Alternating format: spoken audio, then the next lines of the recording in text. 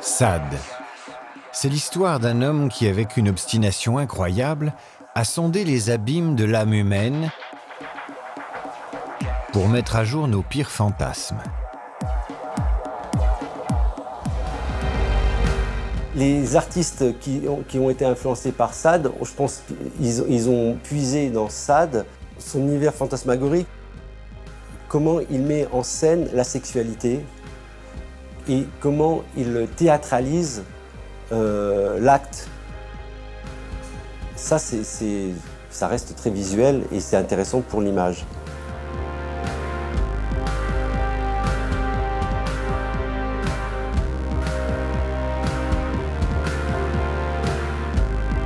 Mon travail photographique, il consiste à rencontrer des gens qui ont un univers sexuel justement qui peut se rapprocher de Sade. La notion du corps chez Sade est un jeu, est un dialogue avec l'esprit qui conduit à l'abîme, qui conduit au vertige.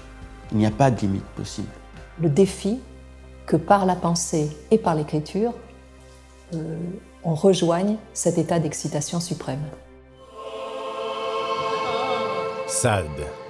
C'est une œuvre mais aussi une vie scandaleuse. C'est l'homme le plus excessif des Lumières, celui qui réfute Dieu, la morale et les lois. Sade est un grand casseur de dogmes. Et surtout, il va ouvrir des portes. Il va les ouvrir de façon à la fois pratique et conceptuelle. Il va ouvrir les portes de l'inconscient, les portes de la sexualité, les portes du corps, où le corps va se retrouver à sa place, une place qu'il n'aurait jamais dû quitter, à égalité avec l'esprit.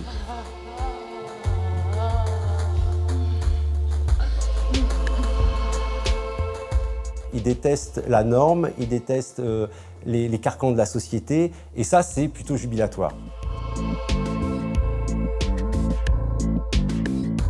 C'est un libertaire, c'est un anarchiste, il est politiquement incorrect pour son époque, il attaque la religion de front, et c'était super courageux. C'est facile à notre époque d'attaquer la religion. À son époque, c'était un crime.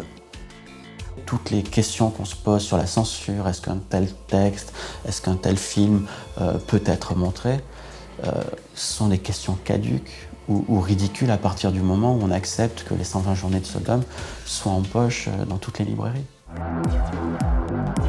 Tant qu'on n'a pas compris que l'œuvre de Sade est une pensée de la liberté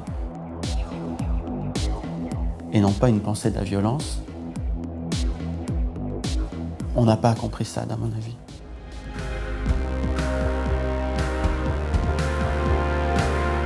Cette pensée de la liberté, il la paiera au prix fort. 27 ans de prison. Et 200 ans après sa mort, son œuvre nous bouleverse et nous scandalise encore.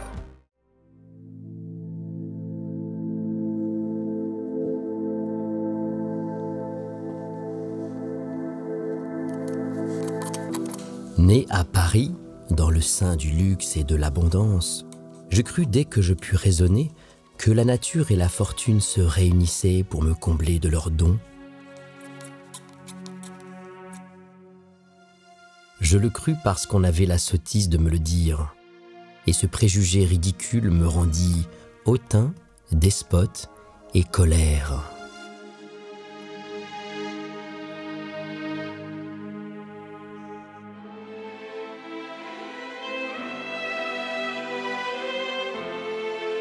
Tout commence par un immense sentiment de puissance. Du cristal, de l'or, de la pourpre. Voici ce que découvre Donatien Alphonse François de Sade quand pour la première fois, il ouvre les yeux le 2 juin 1740 dans une demeure princière au cœur de Paris. Ici tout est luxe, faste et splendeur. Cette demeure appartient à une lignée de sang royal proche de Louis XV, les Condé. C'est un des plus beaux palais de la capitale, un hôtel immense entouré de jardins en terrasse face au Luxembourg. Il était entouré de tableaux, de meubles exceptionnels. C'était en soi un petit Versailles au cœur de Paris. Qui plus est, c'était l'hôtel particulier des princes de Condé, donc famille de Bourbon, prince de Condé. Et donc il vivait là comme, j'allais dire, un petit prince. C'est grâce à sa mère, Marie-Éléonore de Maillet, cousine des Condé, que Donatien et sa famille vivent au palais. Ils sont de sang royal et en plus, la mère de Sade, elle est dame d'honneur de la duchesse de Bourbon, hein, c'est-à-dire qu'elle appartient au tout premier cercle de la vie de cour. Son père, Jean-Baptiste de Sade, est pour sa part issu de la noblesse provençale. Il est monté à Paris pour faire carrière. C'est-à-dire d'un homme très séduisant, très intelligent, extrêmement doué pour plaire et aussi vrai lettré. Jean-Baptiste de Sade mène une carrière diplomatique. Il n'est guère présent auprès de son fils. Donatien est élevé par une armée de domestiques avec l'idée qu'il fait partie de la race des seigneurs. Et vit une enfance de fils de famille à qui rien n'est interdit. Tout semble possible. Ce mode de vie va petit à petit le transformer, l'habituer à être dans les privilèges, dans l'abondance, dans la facilité. Ce qui, je pense, a beaucoup d'impact sur sa personnalité, puisqu'il va naître avec l'idée, très petit, que le monde est fait pour lui obéir. Mais ce sentiment de toute puissance est bientôt fragilisé par l'attitude de sa mère. Une mère en proie à la dépression.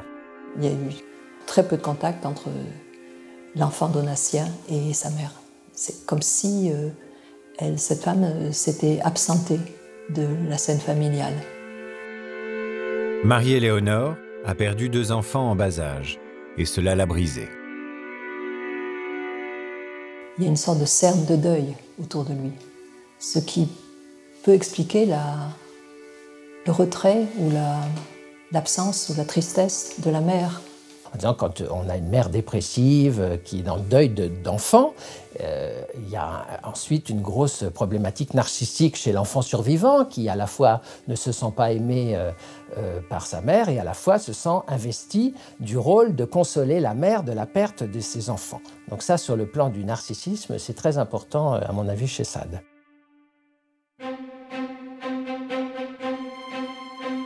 Mais Donatien ne parvient pas à sauver sa mère. Son désarroi s'exprime par des débordements. Élevé avec son frère de lait, le prince de Condé, il se montre querelleur. Ils avaient l'habitude de se bagarrer, ce qui n'était peut-être pas bien reçu à l'époque, et le jeune Donatien avait l'impression d'être supérieur au jeune prince de Condé, parce qu'on lui laisse croire que c'est un enfant qui peut tout faire. On ne se bat pas avec un prince. Donatien franchit une première limite qu'il ne cessera de repousser toute sa vie. Et ses excès ne lui rendent pas sa mère. Elle l'abandonnera définitivement quelques années plus tard, se retirant dans un couvent. Son père décide alors de l'éloigner de Paris. Il confie cet enfant en colère à son frère, l'abbé de Sade, qui vit sur les terres familiales, en Provence. La Provence sera pour Donatien une seconde naissance, l'immersion dans un paradis sauvage et fantastique. Le jeune Donatien part en Provence, et là il passe d'un des plus beaux hôtels particuliers de Paris à une sorte de citadelle au cœur de la Provence, le château de Saumanne, qui est à la fois un lieu du Moyen-Âge et de la Renaissance, où le petit Donatien découvre un monde totalement différent.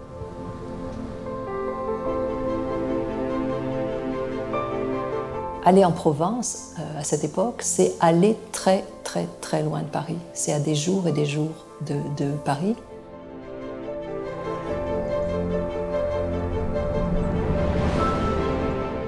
Je pense qu'une partie de lui a commencé d'exister là, par le soleil,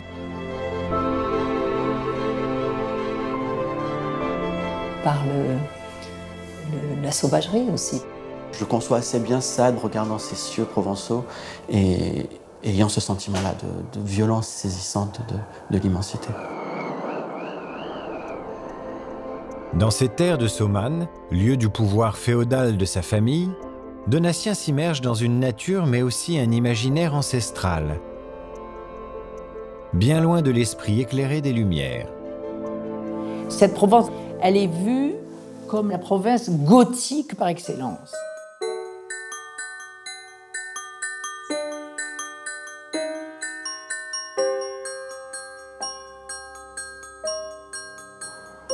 Ici, son imagination est en liberté. Elle va rapidement se peupler de créatures étranges et fantastiques issues des légendes provençales.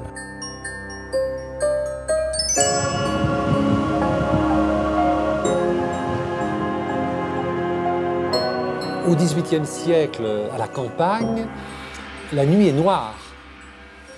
Et jusqu'en attendant le lever du jour, tout est possible la nuit. Tous les fantômes sont encore présents. On n'est pas si loin de l'époque où on poursuivait les sorcières, où les rumeurs couraient dans la campagne sur les animaux monstrueux, fantastiques, sur les pouvoirs des sorciers, des ensorceleurs. Le fantastique, il le découvre également lors des cérémonies mi-religieuses, mi-païennes qui perdurent en Provence. Une sorte de défoulement populaire totalement débridé.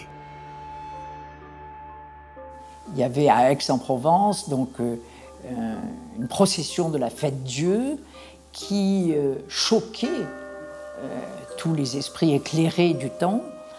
On voyait des diables avec des sexes de 3 mètres autour du corps, etc., que tous les enfants poursuivaient en tirant sur le sexe, etc.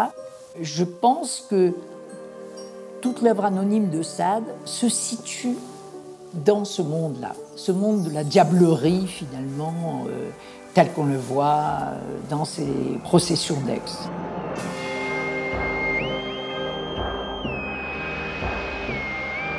La diablerie, le refoulé, l'inconscient jailliront 40 ans plus tard dans son œuvre d'écrivain.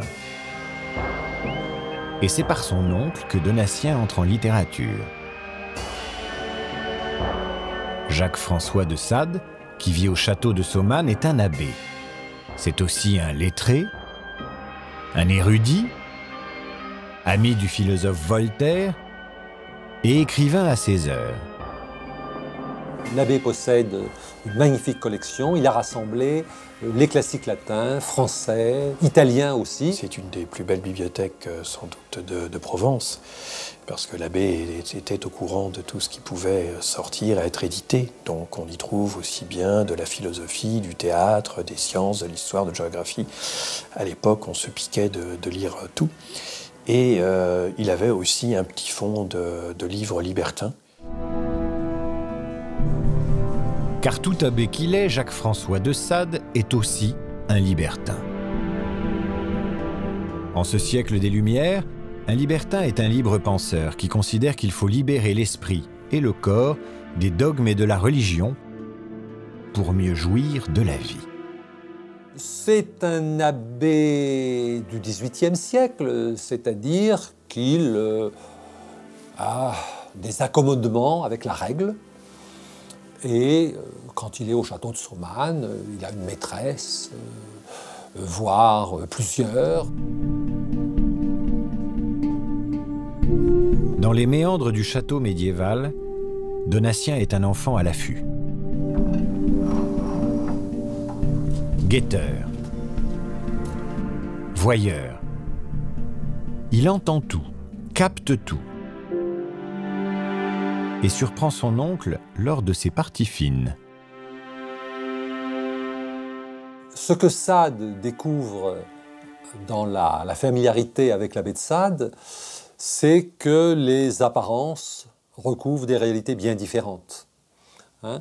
Il a là un oncle abbé qui, dans sa vie ecclésiastique, tient un discours rituel, dogmatique, et dans sa vie privée, se conduit de manière totalement différente par rapport à ce qu'il professe.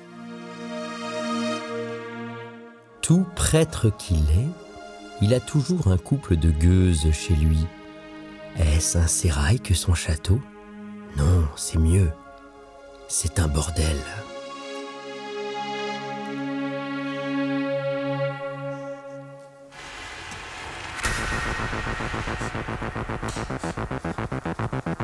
Littérature, libertinage, fantastique. Les grands éléments de l'univers sadien se mettent en place.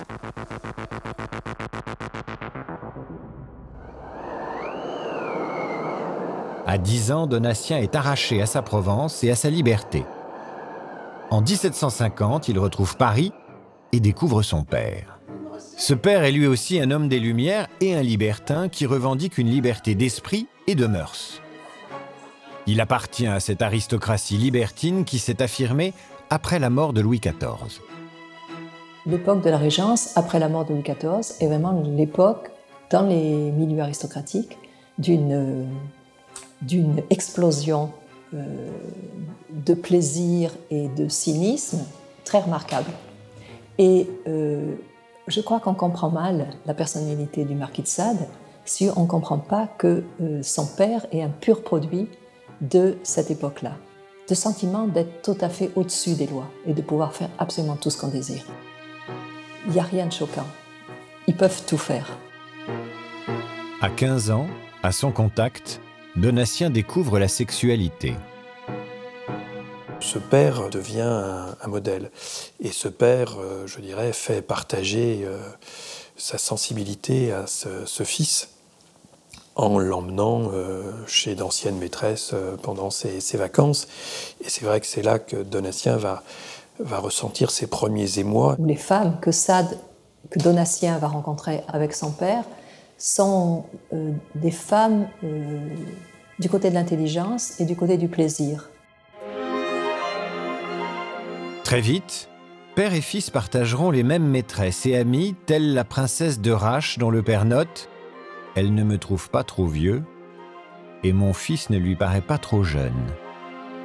Jean-Baptiste de Sade fait entrer son fils en libertinage. Il lui transmet un rapport au monde, une philosophie de vie.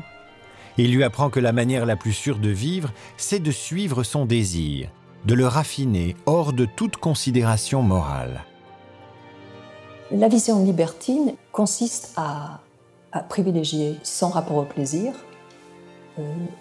hors toute considération qui risque de l'amoindrir, c'est-à-dire la réciprocité ou la loi morale, bien sûr, et le sens du devoir. S'il y a un devoir pour les libertins, c'est de jouir. Cet horizon libertin est la matrice de celui qui deviendra l'écrivain le plus scandaleux de tous les temps. Celui qui posera la férocité du désir au cœur de son projet littéraire.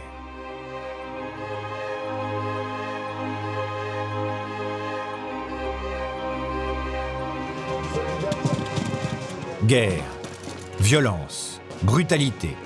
Donatien sert pendant 9 ans dans les armées royales et il vit l'absurdité du monde. En 1763, le traité de Paris met fin à la guerre de 7 ans qui déchirait l'Europe. Donatien est enfin libéré. Il a 23 ans et rattrape le temps perdu. Il mène une vie de libertin effrénée. Son corps est combustible. Pour le canaliser, son père décide de le marier. Au plus vite, le conformisme social de sa caste le rattrape.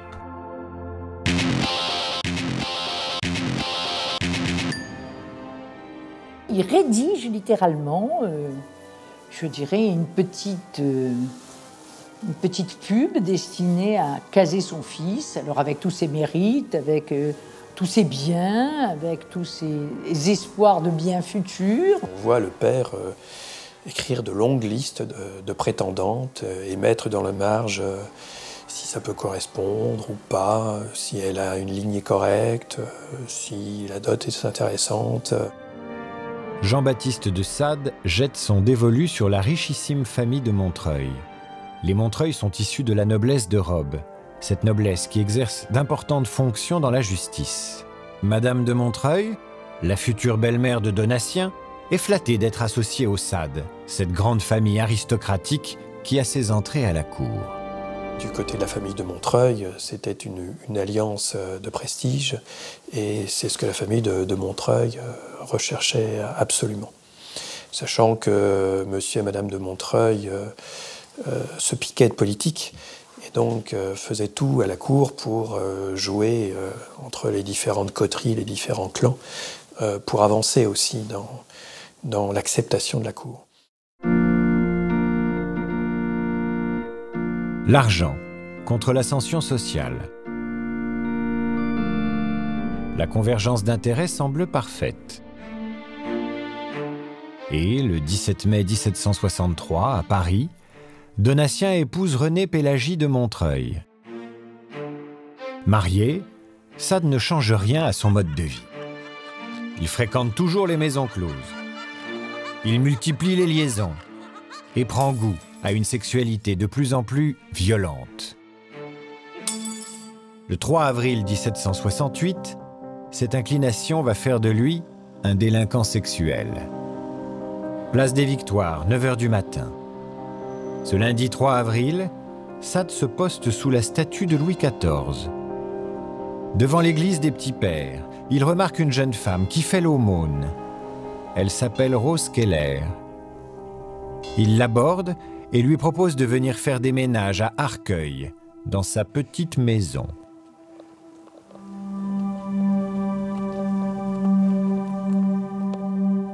C'est dans cette garçonnière, loin des regards, qu'il peut se livrer à tous ses vices. À peine arrivé, il lui demande de se déshabiller. Et lui-même va se changer, enlève tous ses vêtements et réapparaît avec un gilet sans manches, une espèce de foulard noué sur la tête. Donc là, je ne sais pas s'il joue avec un fouet, enfin je ne sais pas s'il joue, je dirais, à l'esclavagiste chassant les esclaves marrons ou aux pirates, je ne sais pas ce qu'il joue. Mais en tout cas, vraiment, il est déguisé de pierre en cap. Et il lui dit, d'un air mais vraiment terrifiant, dit-il, « Prépare-toi à mourir, confesse-toi, etc. » Bon, elle meurt de peur. Elle dit donc qu'elle a été fouettée. Ensuite, on dit qu'il a découpé des boutonnières. Alors, ça fait un martinet, il lui aurait découpé avec son couteau de chasse des boutonnières. Quelques heures plus tard, Rose Keller réussit à s'enfuir et porte plainte. Dans sa déposition, elle parle de flagellation brutale, de coups de couteau, de cire chaude versée sur ses plaies. Mais un autre fait s'ajoute à cette violence. Sade n'a pas choisi ce jour par hasard, car ce lundi est le jour de Pâques. Il faut savoir que Pâques, à l'époque, tout Français se doit de communier le jour de Pâques. C'est obligatoire, puisque c'est même sur le nombre d'hosties qui sont distribuées le jour de Pâques qu'on fait les recensements de la population française. En choisissant cette date, il se fait plaisir.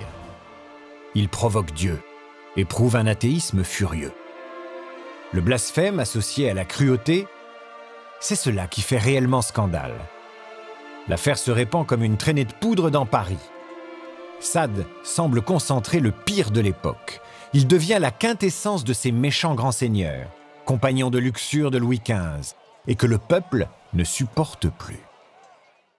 Quelque chose est en train de changer dans l'opinion publique, et justement, l'opinion publique est en train de commencer d'exister, Et donc, il y a une sorte de regard exaspéré sur les débordements des aristocrates. L'affaire de Sade va devenir en quelque sorte emblématique de toutes les horreurs, puisque c'était le terme qui était employé, de toutes les horreurs, de toutes les infamies qui étaient commises à la cour. Honni par le peuple. Donatien est aussi lâché par sa caste, les libertins, car selon eux, ces pratiques sauvages les montrent tous du doigt. Traditionnellement, un grand noble pouvait se permettre, dans un très grand nombre de cas, d'être au-dessus de la loi. Mais lui, il a une forme de revendication colérique où il veut se conduire comme il l'entend et ne pas faire semblant de ne pas le faire. Et ça, c'est impardonnable. La différence, elle tient à son imprudence, à son refus de voiler les excès, mais aussi ce qui va, je crois, être le caractériser, c'est que déjà, il est convaincu que c'est un mode de vie philosophiquement défendable. Sa philosophie de vie pose la recherche d'un plaisir égoïste qui lie de manière troublante la jouissance à la cruauté. Nous distinguons en général deux sortes de cruauté. Celle qui naît de la stupidité assimile l'individu tel à une bête féroce. L'autre espèce de cruauté, fruit de l'extrême sensibilité des organes, n'est connue que des êtres extrêmement délicats, et les excès où elle les porte ne sont que raffinements de délicatesse. Sade n'a plus personne pour le défendre. Il est incarcéré par ordre du roi dans la prison de Pierre-Encise, près de Lyon. Mais l'affaire prend une ampleur nationale. Le Parlement de Paris s'en empare et décide de faire remonter Sade à la capitale pour le juger. De ville en ville, on va venir le regarder sous le nez. Il y a des centaines de personnes qui viennent à chaque arrêt pour voir ce Sade, pour voir cet horrible monstre. Ce jeune Sade, finalement dont personne n'avait entendu parler, est devenu un des hommes les plus célèbres de France.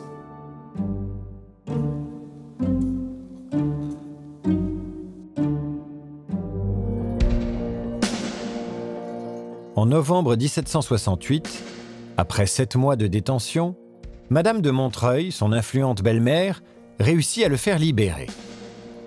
Il est interdit de séjour à Paris et se réfugie en Provence, dans le château de Lacoste, légué par son père, mort 1 an plus tôt. À Lacoste, Sade se découvre une passion pour le théâtre qui ne le quittera plus. Il est pris d'une fureur joyeuse et créative. Et pour exercer son art, il ne lésine pas sur les moyens.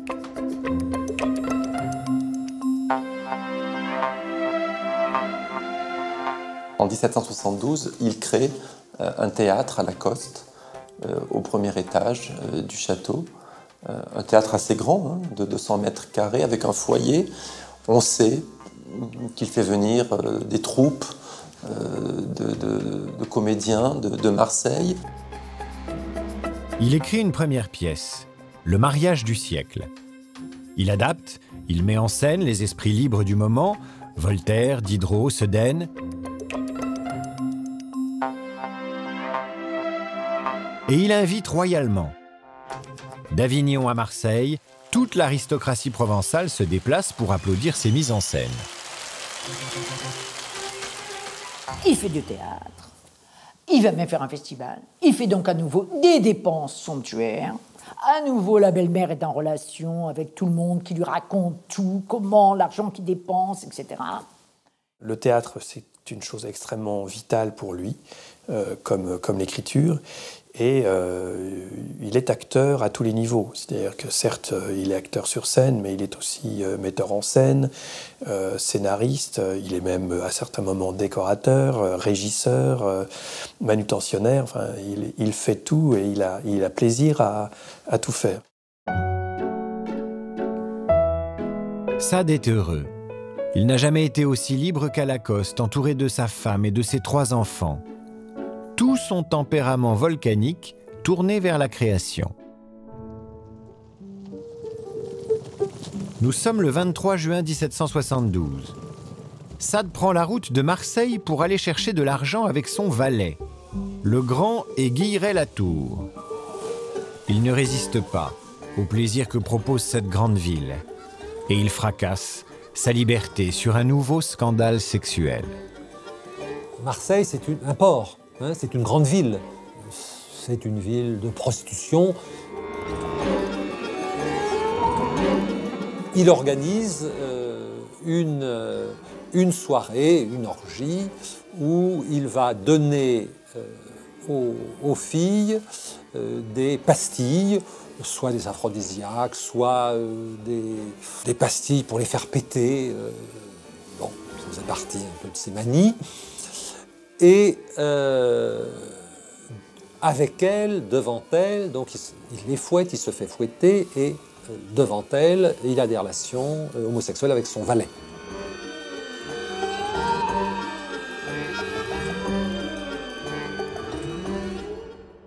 Le problème, c'est que les filles ont mangé trop de pastilles, ont été sans doute un peu ébranlées par la violence de tout cela, et se croient empoisonnées. Elles portent plainte pour empoisonnement et vont parler à la police, vont parler des relations homosexuelles, condamnées à mort à l'époque, et la procédure s'enclenche. Sade s'enfuit en Italie. Pendant ce temps, le Parlement d'Aix se saisit de l'affaire. Et le jugement est particulièrement sévère. Il s'agit de rabattre la morgue de cet aristocrate libertin et immoral. On le condamne à mort par contumace. Il est accusé de sodomie et d'empoisonnement, bien que toutes les prostituées qui avaient porté plainte soient présentes au procès. Elles sont toutes vivantes, en pleine forme. Mais la procédure est lancée et ils sont tous les deux brûlés en effigie sur la place d'Aix. Mais comment éteindre un volcan? Alors qu'à Aix, on brûle une poupée le représentant, comme on le faisait avec les hérétiques et les sorcières,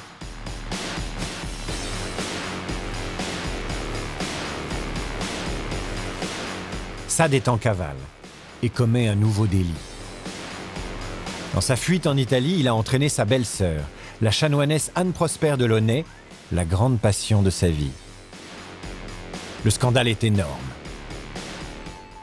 Extrême en tout, d'un dérèglement d'imagination sur les mœurs qui de la vie n'a eu son pareil, hâté jusqu'au fanatisme, en 2 mots, me voilà. Et encore un coup, tuez-moi, ou prenez-moi comme cela, car je ne changerai pas. C'en est trop pour sa belle-mère. Irréductible comme lui, elle s'acharne à le poursuivre. Venise, Florence, Rome, Naples, l'Antiquité, le Vésuve. Sade attrape tout dans un dernier tourbillon de liberté.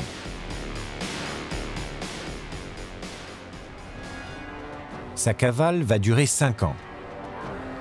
En juillet 1776, Sade rentre à Lacoste, où il se dérobe à la justice et à sa belle-mère. Mais le 13 février 1777, elle réussit à le faire arrêter par lettre de cachet du roi, une lettre qui permet son incarcération immédiate sans jugement. Il est emmené au donjon de Vincennes, forteresse royale à quelques kilomètres de Paris. Les portes du cachot numéro 6 se referment sur lui. Il a 37 ans. Il devient Monsieur le 6. Emmuré dans une cellule de 15 mètres carrés, humide et sombre, Sade l'excessif est livré à lui-même. Il a tout de même droit à quelques privilèges dus à son rang. Il a parfois un domestique, il a des meubles, il a ses meubles, hein. Il a une bibliothèque qui reconstitue, mais il est enfermé tout seul. Hein, il dit enfermé seul, un libertin. C'est la pire des condamnations. Il est condamné à l'auto-érotisme, mais ça ne va pas bien loin. Il fait venir du petit matériel, on dirait aujourd'hui. Il appelle ça mes prestiges. Il se retrouve doublement incarcéré dans sa cellule, puis incarcéré en lui-même. Donc son exutoire, ça va être l'écriture. Très vite, l'écriture prend toute la place. Elle est d'abord intime, épistolaire. Sade écrit jour et nuit à sa femme, son seul lien avec l'extérieur. Il lui envoie des lettres qui jouent sur tous les registres. Amoureuse, je suis d'écrire ce soir, en train comme une bête, comme un âne, comme un étalon espagnol. Ainsi, je vous salue. inflexible. Ma façon de penser est le fruit de mes réflexions. Elle tient à mon existence, à mon organisation. Je ne suis pas le maître de la changer. Je le serai, que je ne le ferai pas. Ce n'est point ma façon de penser qui a fait mon malheur. C'est celle des autres. Au total, 500 lettres seront écrites au cachot qui constitue l'une des plus belles correspondances de la littérature française. Sade, c'est une écriture qui est peut-être la plus belle écriture du XVIIIe. C'est une densité et en même temps d'une légèreté. C'est la langue des Lumières portée à son incandescence. Mais au fil des mois, l'angoisse le ronge et son écriture épistolaire ne suffit plus à la contenir. Enfermé par lettres de cachet du seul fait de l'influence de sa belle-mère, il pressent qu'il ne sortira pas. Et cela le rend presque fou. Il attend d'être libéré, il ne l'est jamais. Il est livré à lui-même, donc il sent son corps qui explose. Son corps et son esprit, qui, si je puis dire, prennent toute la pression de ses inquiétudes et de ses angoisses. Ce bouillonnement intérieur, et c'est quelque part le résultat du constat qu'il fait qu'il ne sortira quasiment plus de prison, qu'on a décidé à le tenir enfermé et qu'il va rester définitivement enfermé. Et ça fait exploser le volcan intérieur. Sa folie prend la forme d'une manie obsessionnelle, le chiffrage. Il cherche, tel un oracle, son avenir dans des chiffres improbables. Il délire. Il interprète les lettres qu'il reçoit comme cachant des chiffres donnant la date de sa libération.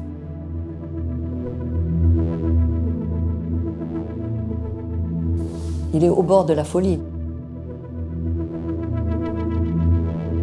Et ça, c'est quelque chose de très, très émouvant, de voir comment il est atteint et comment il a la force de ne pas sombrer.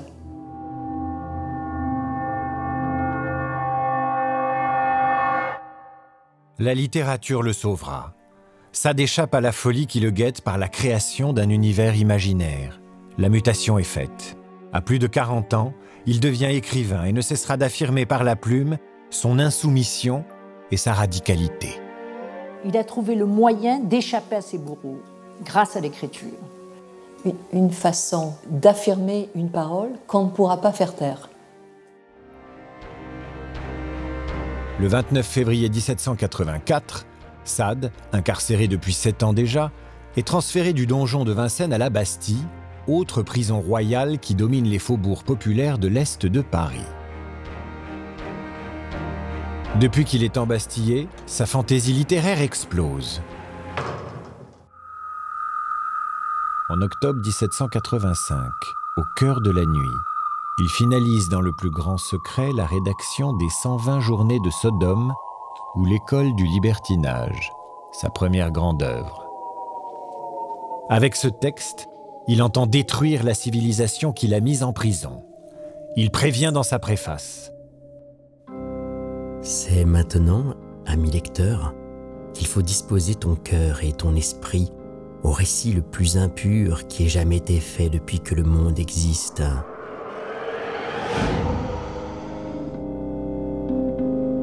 Imagine-toi que toutes jouissances honnêtes seront exclues de ce recueil. Lorsque tu les rencontreras par aventure, ce sera toujours accompagné de quelques crimes ou coloré de quelque infamie.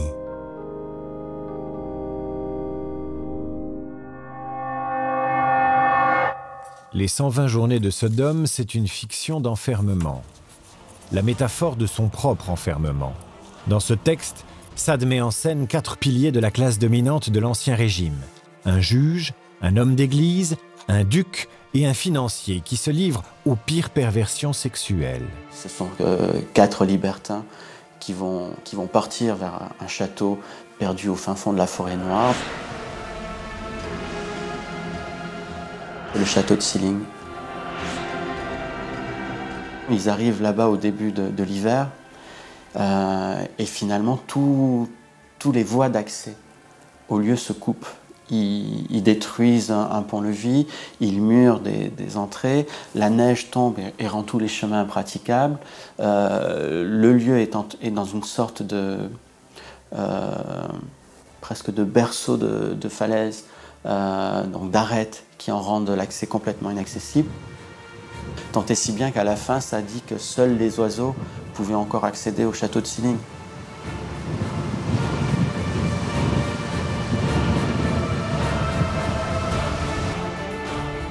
Ces 4 libertins tout-puissants vont vivre en autarcie pendant 4 mois. Novembre, décembre, janvier, février. Avec du petit personnel, des petits garçons, des petites filles, ce qu'il appelle des footeurs, des malabars, et des maquerelles, des femmes qui sont censées incarner tout le savoir concernant les passions humaines. Tout ce qui se fait dans l'ordre de la sexualité. Le texte entremêle le récit minutieux de ces perversions sexuelles à leur mise en œuvre sur 42 victimes soumises au pouvoir absolu des débauchés dans un crescendo de violence. Au début, il s'agit de masturbation, de manipulation.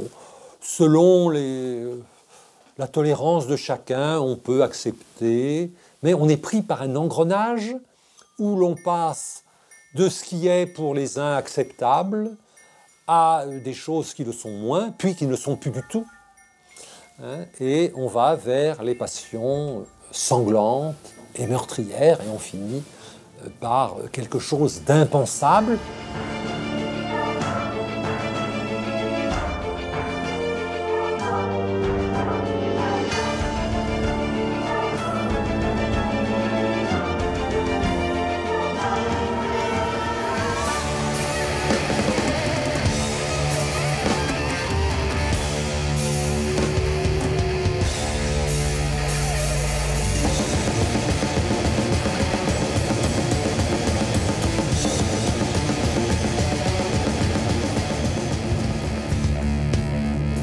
Le récit se rompt brutalement, comme s'il était impossible d'aller plus loin.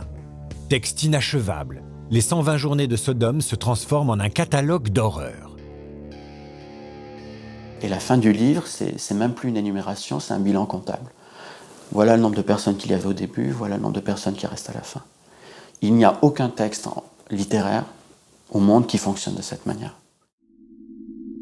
Totalement irréaliste, cette œuvre est une sorte de fable diabolique qui décrit un enfer triomphant pour mieux dénoncer la violence d'État exercée là par 4 représentants de l'Ancien Régime. À mon avis, c'est une charge contre tous les régimes. C'est une charge contre tout ce qui oppresse, c'est une charge contre tout ce qui cadre de trop. C'est une charge contre tous les modes de censure, soft ou violent. C'est vraiment une charge contre tout ce qui empêcherait l'homme d'aller vers une forme de liberté. C'est aussi une mise à nu de la violence et des pulsions qui nous habitent tous, jusqu'au plus criminel. Ce que Freud, un siècle plus tard, étudiera à travers la psychanalyse et la psychopathologie, l'étude des perversions sexuelles.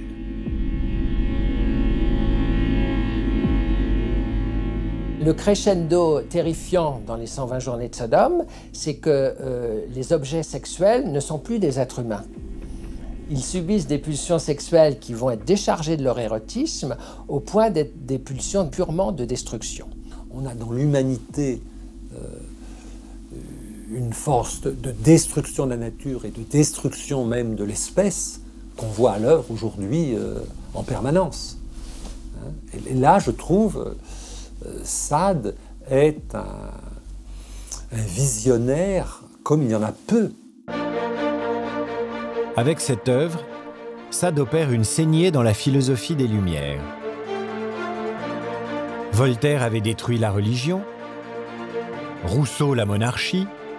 Sade, lui, nous rappelle de quelle nuit inquiétante viennent nos désirs.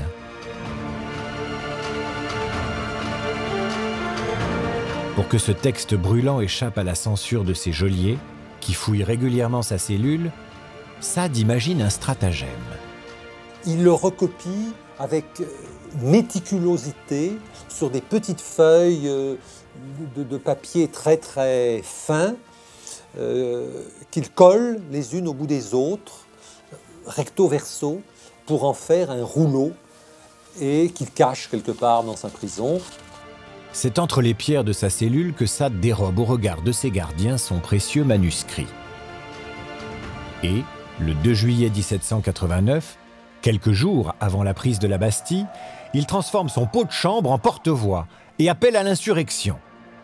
Sade ameute les gens du faubourg Saint-Antoine pour leur dire « venez nous libérer, on nous écorche », avec son pot de chambre.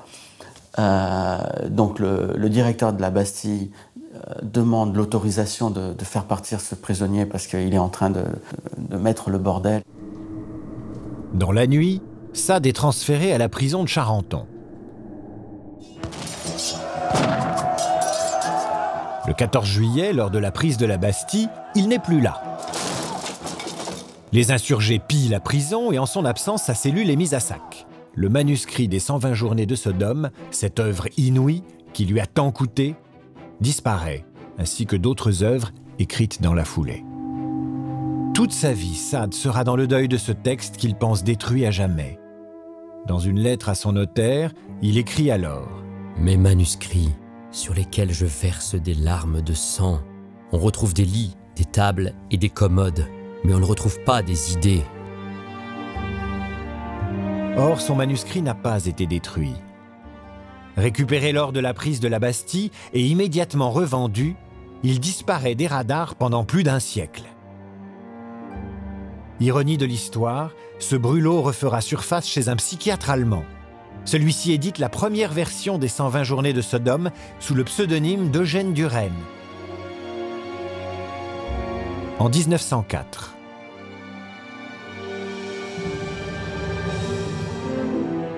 Mars 1790. Les lettres de cachet, symbole honni de l'Ancien Régime et de l'arbitraire royal, sont abolies par la Révolution. Et le 2 avril 1790, Sade est enfin libéré.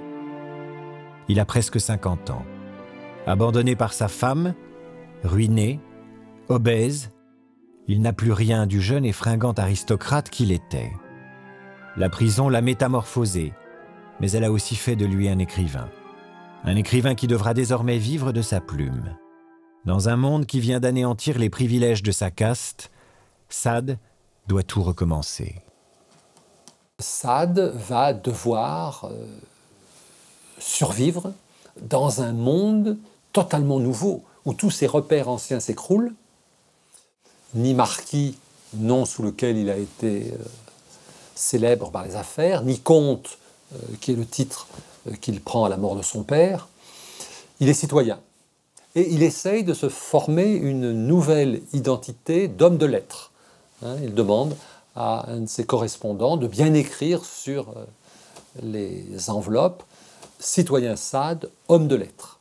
Il fait tout son possible pour acquérir une nouvelle réputation en écrivant du théâtre, en écrivant de l'histoire, en jouant la comédie. Mais on a l'impression que le seul rôle qu'il interprète d'après nature, c'est le rôle du méchant. Cette réputation de monstre qui lui colle à la peau, Sade va en jouer.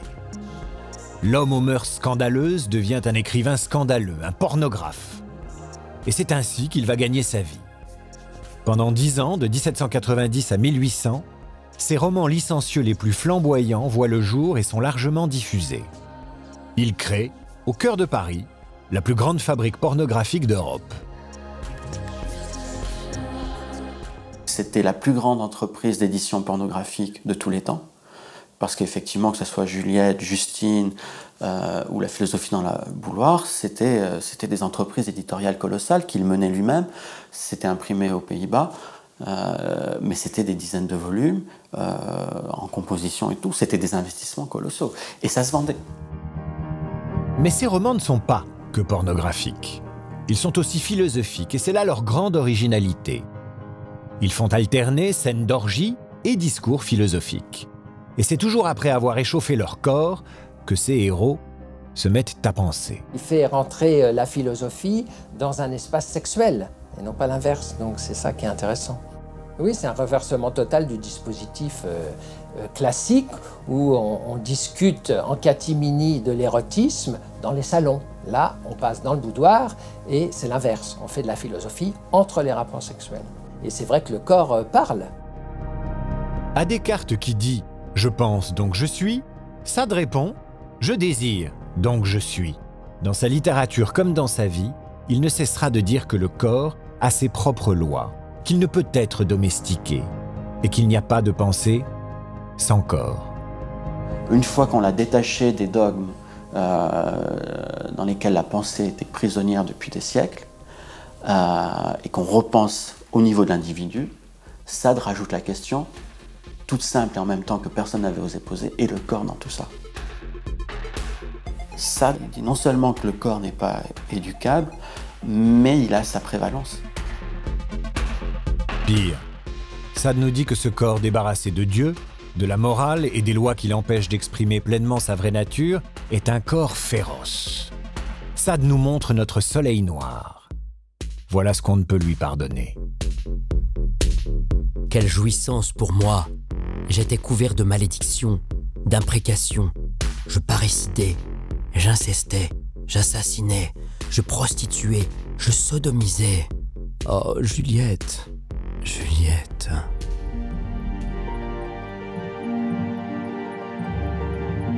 C'est l'ordre moral qui aura raison de ces dernières années de liberté. En 1801, Napoléon Bonaparte, premier consul de France, s'en prend à l'auteur de Justine, livre le plus abominable qu'ait engendré l'imagination la plus dépravée, dit-il. À 61 ans, Sade est de nouveau enfermé, sans le moindre jugement, pour démence libertine. Cette fois-ci, ce sera chez les fous, à l'asile de Charenton, où il passe les 13 dernières années de sa vie. De cet enfermement, Sade réussira à s'échapper, une dernière fois, par le théâtre. Pendant plus de 10 ans, entouré de fous, il sera de nouveau homme de théâtre. Il écrit, il met en scène et joue avec les aliénés. Pratique une forme d'art-thérapie avant l'heure. La création soignant l'esprit. Peut-être. Et tout Paris se précipite à Charenton pour une dernière fois apercevoir sur scène le monstre des Lumières.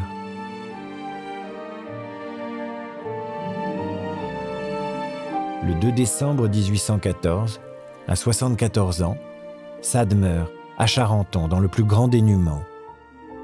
Une chape d'oubli s'abat sur l'infâme marquis. Et c'est au début du XXe siècle qu'il est redécouvert par les surréalistes. Ils voient en lui l'explorateur génial des souterrains de l'âme. D'infâme, il devient le divin marquis. Et depuis, il a ses adorateurs et ses détracteurs.